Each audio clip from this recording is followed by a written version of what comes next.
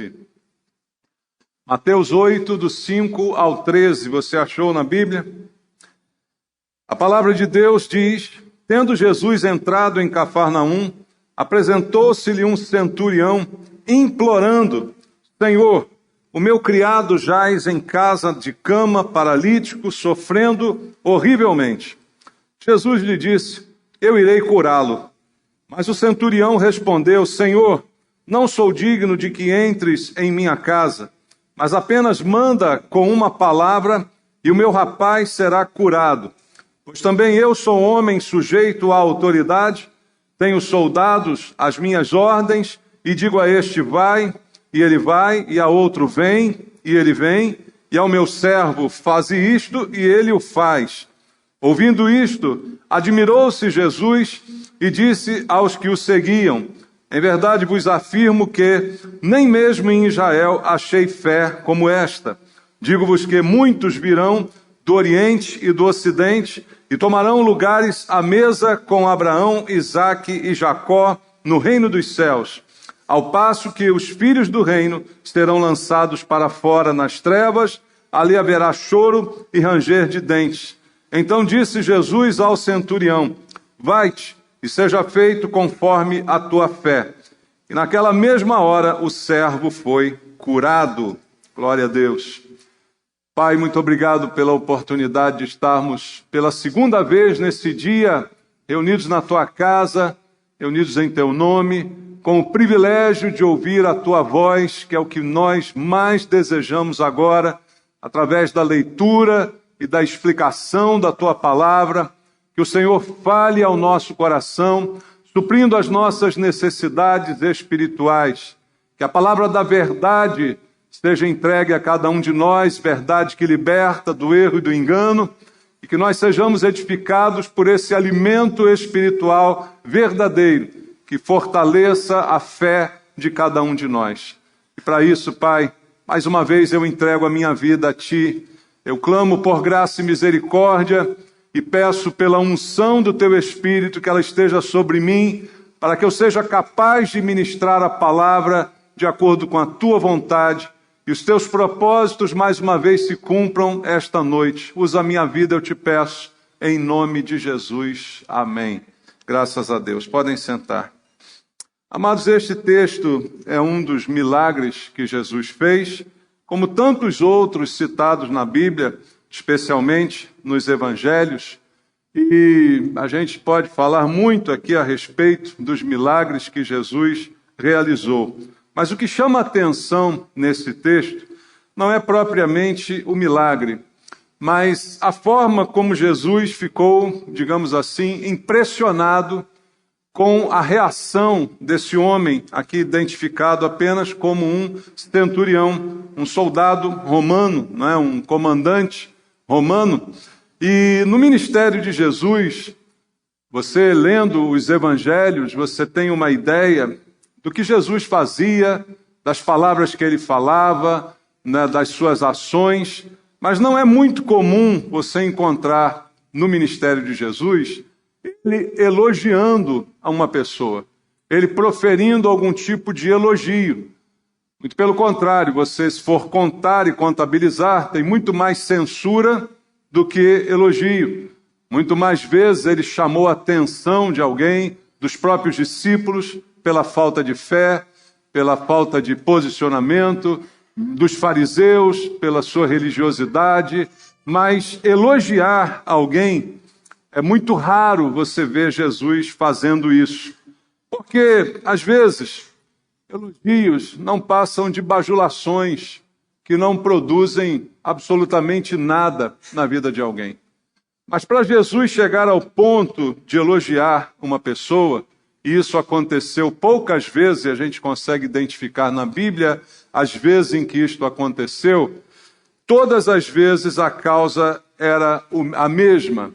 O motivo do elogio de Jesus era a manifestação de fé dessa pessoa. E isso é muito significativo porque há um versículo bíblico lá em Hebreus que diz que sem fé é impossível agradar a Deus. Ora, se a fé é o que agrada a Deus, e a sua ausência torna impossível esse relacionamento, aquilo que realmente impressiona o coração de Deus é quando alguém manifesta genuinamente uma fé verdadeira. E foi nesses momentos em que alguém manifestou esse tipo de fé que Jesus proferiu algum elogio ou fez algum comentário positivo a respeito desse comportamento. Porque há um interesse especial de Deus na nossa fé. O que Deus espera de mim, em primeiro lugar, é que eu creia nele. Como hoje de manhã nós vimos na mensagem, quando a Bíblia diz lá em João 3,16 que Deus amou ao mundo de tal maneira que deu seu Filho unigênito para que todo aquele que nele crer não pereça, mas tenha vida eterna. O que Deus exige para que eu alcance a vida eterna? Crer. Crer é fé, acreditar. Então aquilo que agrada a Deus é a minha fé no que Ele diz. Não tanto as coisas que eu faço, os sacrifícios que eu possa fazer, mas sim aquilo que eu creio a respeito do que Ele me fala através da sua palavra. Então, há um interesse especial de Deus, e como eu disse lá em Hebreus 11:6, se tem fé, eu nunca, jamais irei agradá-lo. Eu posso fazer muitas coisas, mas se eu não acreditar, eu não estarei de fato satisfazendo a expectativa de Deus em relação a mim. Por isso, Jesus sempre mostrava a sua aprovação quando ele encontrava alguém que se destacava pela sua fé, que se destacava pela sua crença e pela manifestação dessa fé. Isso é algo muito interessante, porque a fé não é algo que você vê, não é algo palpável, não é? Onde está a sua fé? Né? Eu olho para alguém e digo, olha, aquela pessoa parece que tem muita fé. Como é que eu vou medir isso? Tem aparência, tem cara de quem tem fé? Não tem. Alguma coisa que ela carrega, algum acessório que ela usa? Não é. A fé não é visível, mas ela é notada por ações, por palavras, por atitudes, por respostas, por reações. E foram nesses momentos de reação que Jesus viu a fé dessas pessoas, como aquela mulher cirofenícia, não é, que pede a Jesus, nem que sejam as migalhas que caiam da mesa, não é, para se colocar ali naquela posição, uma fé que também foi elogiada, uma postura, uma atitude, uma palavra. Então, são coisas que Deus certamente leva em consideração e observa isso nas nossas vidas. E, pelo contrário, em muitas outras vezes, como eu citei aqui, você vai ver Jesus repreendendo a falta de fé. Quantas vezes ele disse para os discípulos, para aqueles homens que andavam com ele, homens de pequena fé. Você já leu isso na Bíblia? Você já viu Jesus fazendo esses comentários? Por quê? Quando ele vê fé, ele elogia, ele se impressiona. Mas também quando ele vê a sua falta, principalmente naqueles em que ele esperava que tivesse fé, não é? Os discípulos, os mais chegados, olha, se os mais próximos não acreditam, que dirá os distantes? Então ele também é aquele que repreende a falta dessa fé. E exatamente isso acontece, há um exemplo aqui em Mateus 6,30, um texto conhecido. Ora, se Deus veste assim a erva do campo, que hoje existe, amanhã lançada no forno, quanto mais a vós outros, homens de pequena fé. Ao falar sobre a provisão de Deus, citando os exemplos dos lírios, né? Citando os exemplos das aves, dizendo, olha, Deus supre, Deus cuida. Se Ele faz assim com animais e plantas, quanto mais com você. Mas aí ele acrescenta, homens de pequena fé. Porque a pequena fé se manifesta também na minha dúvida, no meu medo, na minha incerteza quanto ao futuro. O texto aqui de Mateus 6 é exatamente provocado por aquela reação que nós temos. O que vai ser agora do meu futuro? O que eu vou comer amanhã? O que eu vou vestir? O que vai ser dos meus filhos? O que vamos fazer? Então é isso que mostra a falta da fé. E aí Jesus então traz essa palavra e repreende, dizendo, homens de pequena fé. Veja em Mateus 8, ainda o capítulo que a gente estava lendo, só que no versículo 26, Perguntou-lhes então Jesus: por que sois tímidos, homens de pequena fé? E levantando-se, repreendeu os ventos e o mar, e fez-se grande bonança. Aquele episódio conhecido em que Jesus está com seus discípulos no barco, uma grande tempestade se aproxima, não é? E ameaça virar o barco, e eles ficam ali desesperados, né? Aflitos, pensando que iam morrer. Jesus, ao repreender o vento e o mar, antes repreende os discípulos, dizendo: homens de pequena fé. Porque a pequena fé, ela se mostra exatamente no momento de crise, que também é o momento onde a fé genuína e verdadeira pode ser manifestada. É no momento da dor e do sofrimento que eu posso mostrar a minha total falta de fé, ou mostrar, ao contrário, uma fé que seja notada e elogiada por Jesus. Então Jesus repreendeu as pessoas desta maneira. Outro exemplo está em Mateus capítulo 14, no versículo número 31 de Mateus 14. Está escrito: e prontamente Jesus, estendendo a mão, tomou e lhe disse: homem de pequena fé, por que duvidaste? A quem ele está dizendo isso? A Pedro. Pedro, que um pouquinho antes, atendendo ao convite de Jesus, ousadamente saiu do barco e começou a caminhar sobre as águas. Começou a andar sobre as águas, mas de repente, a Bíblia diz que ele começa a afundar. Porque ele tirou os olhos de Jesus e começou a olhar para o mar, para o vento, para aquela tempestade, para aquela bravura do mar. Então ele tira os olhos de Cristo e aí nesse momento começa a afundar. E aí Jesus o socorre, o levanta, mas mais uma vez o repreende. Homem de pequena fé. Por quê? Porque a pequena fé se mostra quando eu começo a duvidar daquilo que Deus pode fazer. Quando eu começo a duvidar da provisão que Ele pode me dar. Quando eu começo a questionar o que Ele vai fazer na minha vida. Então, é nessa hora que a fé vai ou não se manifestar. E nesse texto que a gente leu aqui, Jesus faz um grande elogio a este centurião. Voltando lá a Mateus capítulo 8, veja comigo o versículo 10. Ouvindo isto, admirou-se Jesus e disse aos que o seguiam: em verdade vos afirmo que nem mesmo em Israel achei fé como esta. A fé do centurião surpreendeu Jesus, a ponto dele comparar com a fé dos filhos de Deus. Por quê? Porque o centurião, ele é um romano. Ele é parte do exército opressor que ali naquele momento oprimia e controlava Israel. O povo de Deus era, de certa forma, escravizado pela dominação romana. O centurião é o chefe de uma guarnição do exército romano. É, por natureza, o romano um pagão, um homem de vários deuses, de várias crendices, não é? Mas ele manifesta essa fé que chama a atenção de Jesus, e aí Jesus diz para os que estão com ele, que são todos judeus, todos crentes, entre aspas, né?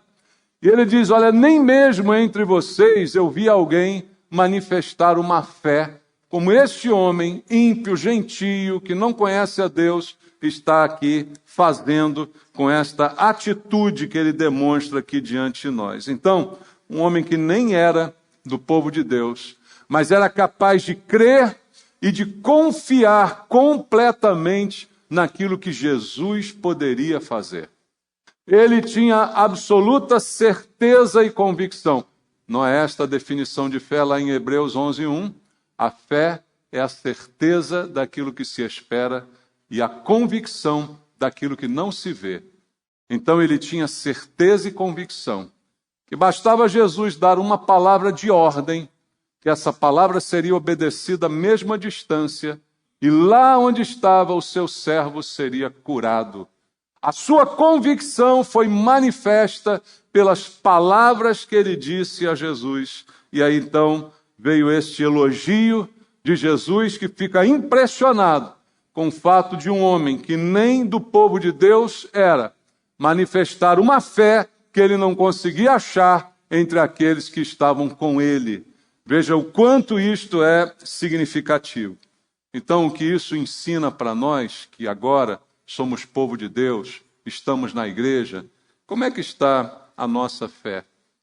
Não adianta a gente ser religioso se a gente não confiar em Jesus. Confiar de forma irrestrita. Confiar que mesmo à distância, mesmo por uma palavra, mesmo pela manifestação da sua vontade, Ele pode fazer muito mais do que a gente imagina. Essa é a confiança esperada. Não adianta nada a nossa religiosidade se ela não estiver acompanhada dessa certeza, dessa convicção. Lembra de sem fé é impossível agradar a Deus? Então, é com fé que eu vou agradá-lo. É crendo que eu vou, então, agradar o seu coração, acreditando em Deus. E é isso que nós temos feito, ou temos apenas sido religiosos? Frequentamos uma religião, mas não manifestamos a nossa verdadeira fé em Deus, porque a fé deste homem agradou Jesus de forma especial. E agora eu quero ler contigo alguns versículos que vão dizer por que isso aconteceu dessa maneira. Como eu disse, citando Hebreus 11:1, a fé é a certeza do que se espera e a convicção daquilo que eu não consigo ver agora. Então, certeza não admite dúvidas. Quando você diz que tem certeza a respeito de alguma coisa, você não duvida daquilo que você crê, porque você tem certeza. A certeza expressa a sua confiança de que de fato vai acontecer daquela maneira. Foi isso que esse centurião apresentou. Quando nós realmente cremos em Deus, nós confiamos nele. Como é que está o seu nível de confiança em Deus? Vamos fazer hoje uma análise do nosso coração, do nosso interior. Como está o nosso nível de confiança em Deus? De que Ele fará o que promete, de que Ele tem um controle absoluto de todas as coisas, de que Ele está reinando sobre nós. Como está o nível de confiança? Porque é isto que impressiona o coração de Deus.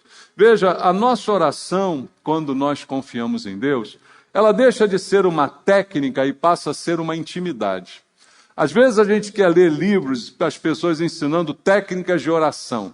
Parece mandinga isso, né?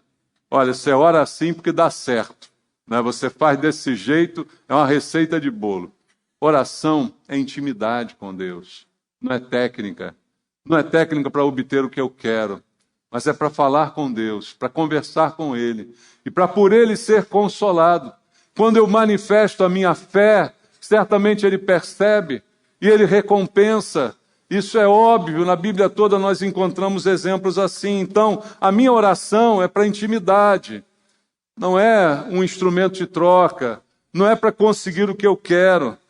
E esse homem, ele não fez dessa forma com Jesus. Mas veja, quando ele chega perto de Jesus, vamos ler lá o texto em Mateus 8, versículos 5 e 6. Diz assim: tendo Jesus entrado em Cafarnaum, apresentou-se-lhe um centurião, fazendo o quê, irmãos? Implorando.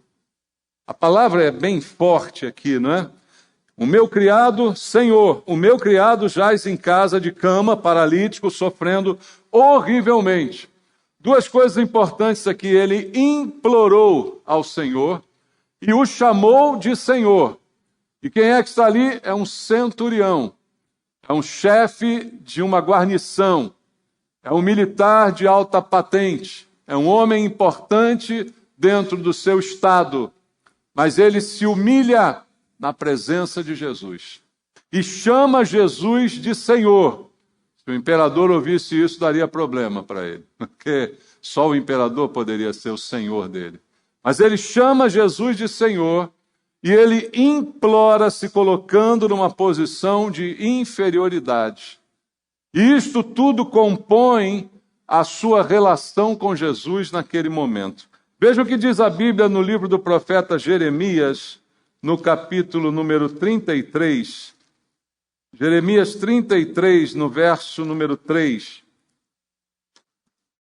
Jeremias 33, verso número 3, está escrito: invoca-me e te responderei, Anunciar-te-ei coisas grandes e ocultas que não sabes. Deus mesmo nos incentiva a invocá-lo, a buscá-lo, a clamar, a orar. Deus está nos incentivando a isto. E aquele homem que nem a Deus conhecia, muito menos a sua palavra, ele já chega para Jesus fazendo o que é certo, rogando, implorando e apresentando os seus problemas. Ele disse: Senhor, o meu problema é este. O meu servo está doente em casa, ele está gravemente enfermo e esta é a situação. Ele sofre horrivelmente, como ele falou aqui. Leia Filipenses 4:6, na carta de Paulo aos Filipenses, capítulo número 4, versículo 6 diz: Não andeis ansiosos de coisa alguma, em tudo, porém, sejam conhecidas diante de Deus as vossas petições, pela oração, pela súplica, com ações de graças. Sempre que eu cito este versículo, eu gosto de comentar o seguinte: a palavra diz, seja conhecida diante de Deus, como se Deus não conhecesse, né? Talvez inadvertidamente alguém possa pensar que consegue contar para Deus alguma novidade. Assim, olha, Senhor, eu vou te contar um segredo que o Senhor não sabe ainda, mas eu estou com esse problema aqui, olha, eu estou com o meu servo doente, eu estou com a minha mãe, eu estou com o meu filho, estou com isso, estou com aquilo. O Senhor não sabe, mas eu estou agora lhe fazendo conhecer. É assim que a gente interpreta isso, irmãos?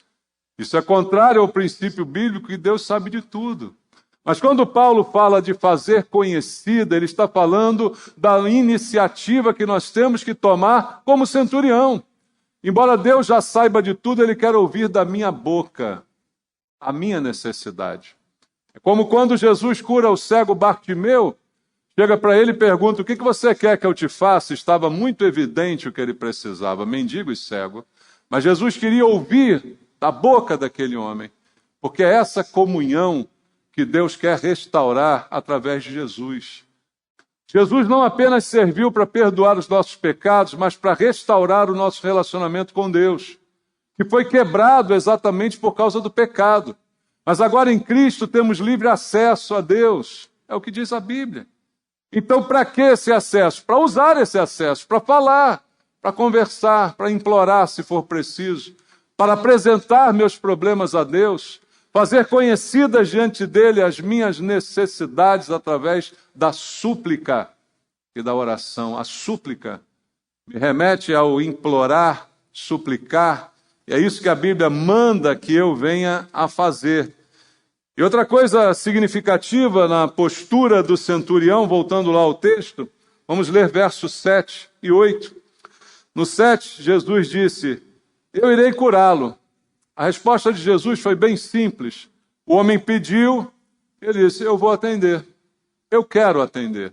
Eu irei curar este teu servo que está lá na tua casa sofrendo horrivelmente. E aí o verso seguinte diz: mas o centurião respondeu: Senhor, não sou digno de que entres em minha casa, mas apenas manda com uma palavra e o meu rapaz será curado. Veja, uma coisa que chama atenção, além da fé desse homem, é a sua capacidade de não se julgar merecedor de nada. Ele não acha que tem direito à cura, que tem direito à bênção, que tem direito a ser atendido. Pelo contrário, ele diz: eu não tenho direito a nada, Senhor. Eu não sou merecedor. Eu me acho indigno de que o Senhor entre na minha casa, porque o Senhor é muito mais importante do que eu, o Senhor é muito mais santo do que eu me sinto impuro na sua presença, e eu acho que não seria nem conveniente que o Senhor fosse à minha casa. Então ele se coloca numa posição inferior a Jesus. Isso está errado? Não, está certo. Porque todos nós somos inferiores a Jesus. Por mais que Ele nos levante, por mais que Ele nos traga para perto, por mais que Ele nos chame de amigos, como chamou aos seus discípulos, mas aos mesmos Ele disse: vocês são meus amigos se fizerem o que eu mando. Não vamos confundir essa amizade. Eu não posso jamais orar a Deus dizendo: Senhor, me atende porque eu mereço.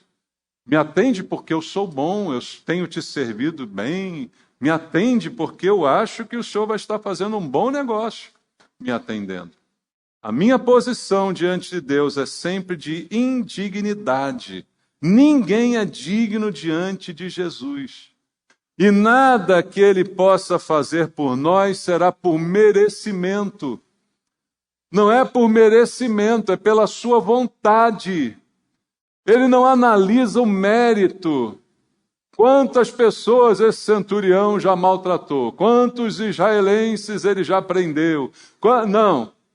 Ele decidiu, vou lá e vou curar.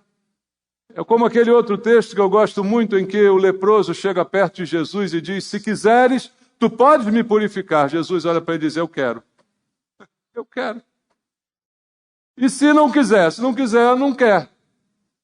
Se Deus quer, acontece. Se Ele não quiser, não acontece. Eu posso me retalhar todinho, eu posso fazer o que eu quiser fazer, mas o que prevalece é a vontade de Deus. E ninguém é digno para cobrar de Jesus nenhum merecimento sobre nenhum assunto. Mas como também disse hoje de manhã, quando Ele age por misericórdia. E a misericórdia, Ele deixa de me dar aquilo que eu mereço, porque o que eu mereço é uma boa surra. Então já estou no lucro se Ele não me der essa surra. Dá para você entender isso? E é isso que a gente precisa entender no nosso relacionamento com Deus. Eu não posso exigir nada, mas simplesmente confiar na sua palavra. Confiar na sua promessa. Confiar na sua graça. Confiar na sua misericórdia, que tem me abençoado, que tem me dado tudo que eu não mereço, que tem sido favorável para comigo. Isso já basta. O que mais eu quero? O que mais posso exigir? Posso cobrar alguma coisa? Posso fazer alguma condição? Não estou em condição de fazer nada de exigência da parte de Deus. Eu não posso exigir nada, mas simplesmente confiar nele. E é esse comportamento que agrada a Jesus.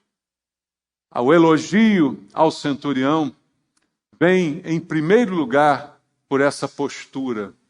A postura de submissão, a postura de implorar, de se submeter, de se humilhar, de não se considerar merecedor, de não achar que era mais do que obrigação de Jesus abençoá-lo.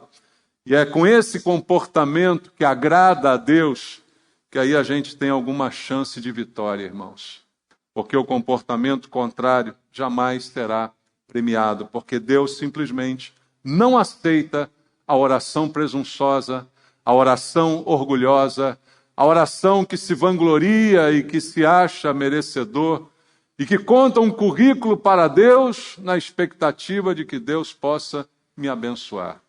E esse exemplo também você encontra no Evangelho segundo Lucas, no capítulo número 18, no versículo 10 até o versículo 14. É um texto aqui bem conhecido que dá um bom exemplo disso que eu estou dizendo para você. Lucas 18, a partir do 10, diz assim: 2 homens subiram ao templo com o propósito de orar. Um fariseu, religioso, e outro publicano, de má fama. O fariseu, posto em pé, olha que interessante, orava de si para si mesmo, desta forma. A oração dele começa errada, porque ele já não está orando a Deus, ele está orando para ele. Será que a gente é capaz de fazer isso, irmãos? Orar para si mesmo? Fala a verdade, você já fez isso? Orou para você próprio, não para Deus. E ele orava de si para si mesmo, dizendo: ó Deus, graças te dou, porque não sou como os demais homens, roubadores, injustos, adúlteros, nem ainda como este publicano aqui do meu lado, safado, desgraçado. Não sou como ele, graças a Deus. Que oração, hein? Aonde? No templo, irmão, no templo. O cara está lá no templo e ele diz: ainda bem que eu não sou desse tipo de gente. Ainda bem que eu não sou assim, é o que ele fala. O que eu faço? Aí ele dá o currículo. O senhor sabe disso, não, mas o senhor não sabe não, estou contando para o senhor agora. Eu jejuo 2 vezes por semana, eu dou o dízimo de tudo quanto eu ganho. Meu currículo é esse. Eu, se fosse o senhor, me abençoava. Porque eu mereço. Eu faço tudo direitinho. E o publicano, estando em pé, longe, nem ousava, nem ainda levantar os olhos aos céus, mas batia no peito, olhando para o chão, dizendo: a Deus, ser propício a mim, pecador. Digo-vos que este desceu justificado para a sua casa e não aquele, porque todo o que se exalta será humilhado, mas o que se humilha será exaltado. O publicano não olhava para cima, ele não tinha nem coragem de olhar para o alto, ele olhava para o chão e batia no peito, e ele pedia: Deus, ser propício a mim, pecador. Eu sou pecador, eu reconheço que eu sou pecador, mas mesmo assim eu peço que o Senhor seja propício a mim. Quando Deus é propício ao pecador, ele está exercendo a sua graça. Ou seja, ele está dando ao pecador algo que ele não fez por merecer. Então aquele homem está invocando a graça de Deus. E não o seu currículo, não o seu mérito. Não fez isso o centurião da história. Ele diz: olha, Jesus, eu sou um homem importante aqui no Império Romano. Tenho uma guarnição ao meu comando. Eu acho que será muito bom para o Senhor curar o meu servo, porque isso vai dar uma boa propaganda para o seu ministério. Eu, se fosse o Senhor, eu ia lá em casa e curava ele, porque isso vai se divulgar. De repente, o Senhor converte até uns romanos. Já pensou nisso? Poderia ser assim? Tem muita gente que faz assim. Tem muita gente que entra nessa negociação doida com Deus, né? Só que essa oração não é aceita. Esse comportamento não é aceito. A Bíblia diz claramente no versículo que a gente acabou de ler aqui: todo que se exalta será humilhado, mas o que se humilha será exaltado. Então o segredo não é na exaltação, mas na humilhação. É no implorar que eu ganho. Não é na exigência, não é no determinar, não é no impor, mas é no implorar, é no me submeter. Essa é a fé elogiada por Jesus.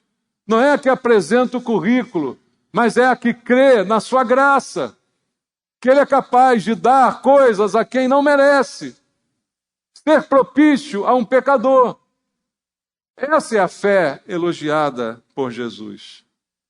E a fé que também se manifesta no reconhecimento. Volta lá no texto e veja o versículo 9.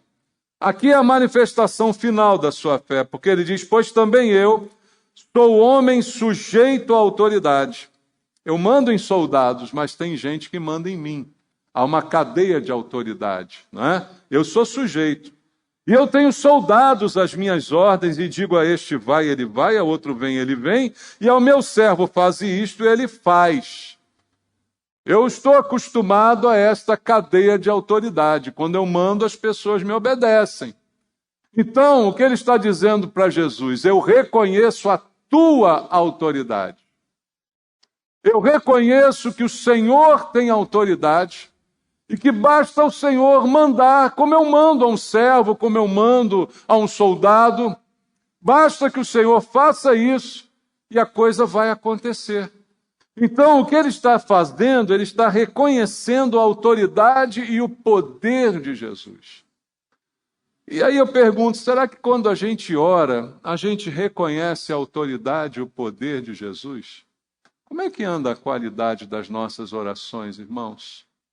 Será que quando você conversa com Deus, você também manifesta que reconhece o seu poder e a sua autoridade?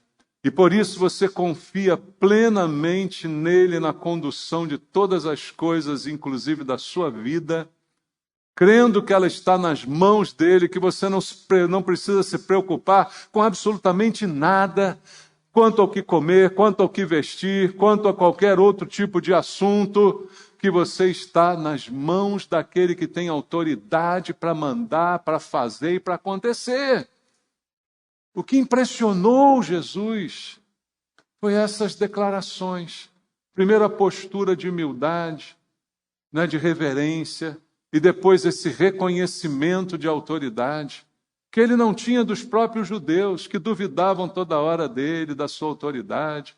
Os fariseus que perguntavam, com que autoridade você faz essas coisas? Você já leu isso na Bíblia? O que é que feriam o princípio da autoridade, duvidando da sua autoridade? E aquele encontra um homem de autoridade que reconhece a sua autoridade. Mas o exemplo para mim e para você é como é que anda a minha oração, o meu relacionamento, o que eu tenho feito em relação a isso? Eu tenho reconhecido a sua autoridade. Eu preciso confiar que Jesus tem toda a autoridade sobre qualquer questão. Como eu disse aqui, se ele disser eu quero, é como diz a Bíblia lá em Isaías, agindo Deus, quem impedirá? Se ele decidir eu quero, não tem quem possa resistir. Não tem quem possa dizer eu não quero. Se Deus quer. Mas também se ele disser eu não quero, aí também não tem quem possa fazer que isso aconteça. Ele tem toda a autoridade. E eu preciso simplesmente confiar nela. E esta foi a fé que impressionou Jesus. A ponto dele se voltar para os que estavam com ele e fazer a afirmação. Em verdade eu digo, nem mesmo em Israel eu achei uma fé como a que esse homem gentio, com esse homem mundano, foi capaz de agora expressar. Eu não acho essa fé no meio da igreja, no meio do meu povo, mas eu vejo essa fé num homem que nem do povo é. Isso é algo muito impactante. E aí, irmãos, qual é o meu alvo? Qual é o nosso alvo? Que a nossa fé seja assim. Simplesmente impressionante. Que você tenha uma fé que impressione o Senhor.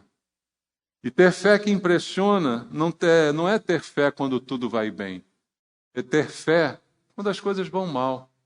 É ter fé quando os problemas estão chegando. Mas continuar acreditando, continuar se humilhando e orando, continuar buscando ao Senhor de todo o coração, como diz a Bíblia, buscar-me-eis e me achareis, quando me buscardes de todo o vosso coração.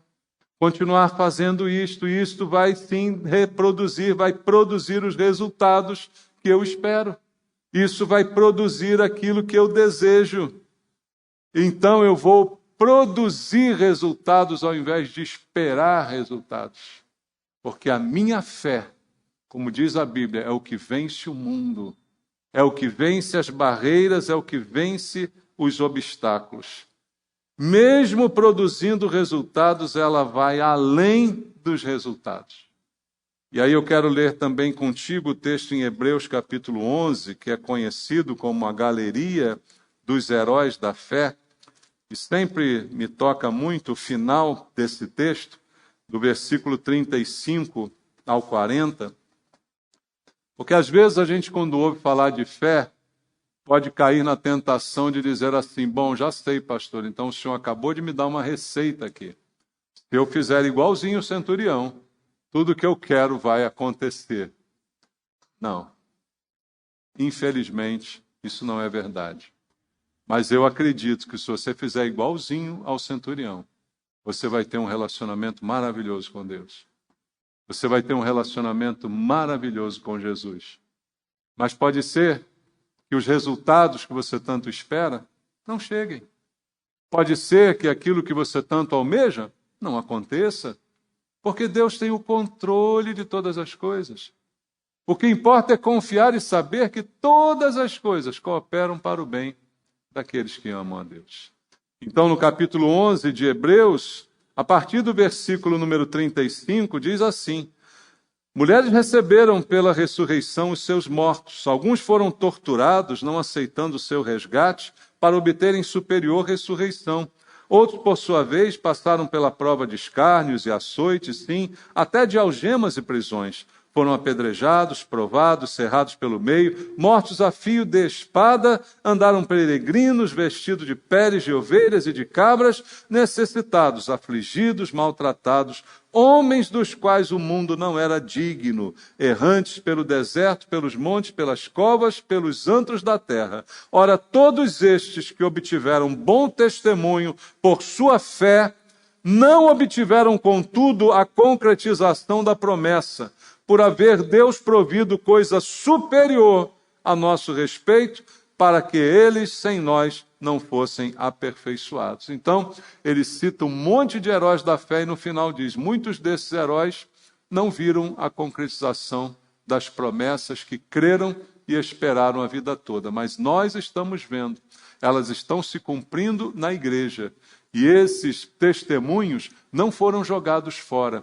Pelo contrário, eles servem para nós de estímulo, para a gente mirar neles e para a gente prosseguir assim, com esses bons exemplos que nos foram deixados. Mas fazer a coisa certa não é garantia de que tudo dará certo como eu espero, mas é a garantia de que meu relacionamento com Deus será o melhor possível e que todas as coisas, de alguma forma, Ele fará cooperar para o meu bem. Então, creia nisso, tenha essa fé, que Jesus possa olhar, reconhecer e elogiar, e não criticar. Que Jesus não precise olhar para mim e para você e dizer, homem de pequena fé, quantas vezes te falei? Homem de pequena fé, quantas vezes te mostrei, né? E você duvidou e você fraquejou. Que não seja essa a nossa história. Amém? Vamos orar a Deus? Vamos falar com o Senhor.